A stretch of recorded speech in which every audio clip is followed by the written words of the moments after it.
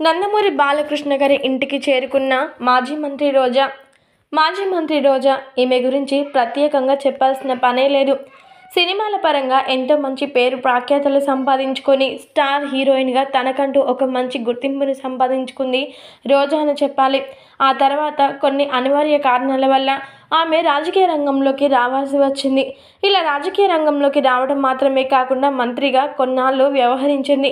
ఆ తర్వాత టీడీపీ పార్టీకి అలాగే వైఎస్ఆర్సీపీ పార్టీ మధ్య ఎన్నో వైరాలు జరగడంతో ఆమె ఎట్టకేళ్ళకి మళ్ళీ ఎలక్షన్స్లో ఓడిపోయి మాజీ మంత్రిగా మారిపోయిన సంగతి తెలిసిందే.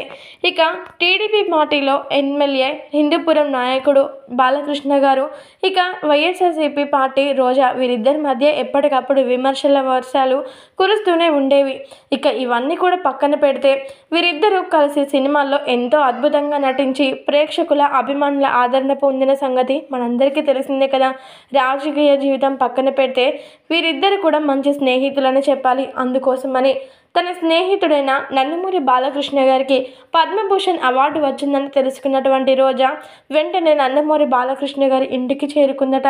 ఇక చేరుకోవడం మాత్రమే కాకుండా బాలకృష్ణ గారితో మాట్లాడుతూ, మీరు చేస్తున్నటువంటి సేవలు ఎంతో అద్భుతమని చెప్పాలి. అందులో ఎలాంటి సందేహం లేదు.